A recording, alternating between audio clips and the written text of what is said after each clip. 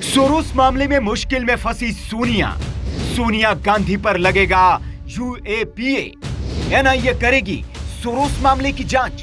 देश के बड़े वकील ने सरकार से की ये मांग। कांग्रेस का हाथ सोरोस के साथ, कांग्रेस का हाथ सोरोस के साथ। कांग्रेस के सीनियर लीडर का जॉर्ज सोरोस से संबंध है, इसको तो जरूर इस पर एक डिबेट होना चाहिए।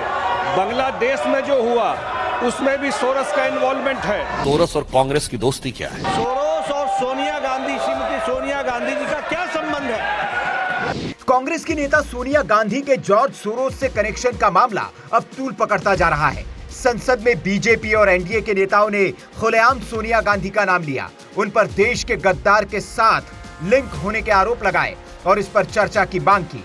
हालांकि कांग्रेस इस मामले से अपना पल्ला झाड़ती रही, लेकिन बीजेपी ने जो सबूत सामने रखे वो इस बात की ओर इशारा करते हैं कि सोरोस से सोनिया गांधी का कनेक्शन है और सोरोस के फाउंडेशन से राजीव गांधी फाउंडेशन को धन भी मिला है। अमेरिका दौरे पर राहुल जिनसे मिलते हैं उनके कनेक्शन भी जॉर्ज सोरोस से हैं और सोरोस मोदी को हटाने की बात खुलेआम कर चुका है और इसके लिए उसने करोड़ों डॉलर खर्च करने का भी ऐलान कर दिया है। अब इन सब के बीच पूर्व सांसद और सुप्रीम कोर्ट के वकील महेश जेठमलानी ने मोदी सरकार से बड़ी मांग कर दी है। उनका कहना है सोनिया गांधी जिस forum for democratic leader Asia Pacific नाम की संस्था में सह अध्यक्ष रही है, वो कश्मीर को अलग देश बनाने की वकालत करती है। इस तरह की बात खुलेआम करना भारत में आपराधिक कानून के तहत आता है। ऐसे में सोनिया गांधी के खिलाफ यूएपीए यानी कि गैर कानूनी गतिविधियां रोकथाम अधिनियम के तहत केस दर्ज किया जाना चाहिए। इस थिंक टैंक का ताल्लुक जॉर्ज सोरोस से बताया जाता है। कहा जा रहा है कि जॉर्ज सोरोस की ओर से इसे बड़े पैमाने पर फंडिंग की जाती है। उन्होंने आगे कहा कि इस संस्था को जॉर्ज सोरोस की ओर से मोटी फंडिंग की जाती है। यह संस्था जम्मू कश्मीर में को एक अलग मुल्क बनाने की खुलकर वकालत करती है। ऐसे में इस तरह की संस्था में सोनिया गांधी का पदाधिकारी होना चिंताजनक है। इससे सोनिया गांधी का जॉर्ज सोरोस से लिंक खुलकर सामने आता है। ऐसे में प्रियंका गांधी वाड्रा की ओर से इसे नकारा जाना पूरी तरह गलत है। महेश जेठमलानी इस मामले में एक्स पर पोस्ट करते हुए जयराम रमेश को भी निशाने पर लिया। उन्होंने लिखा, अब आखिर जयराम रमेश कहां गए? वो इस मामले पर सफाई क्यों नहीं दे रहे हैं?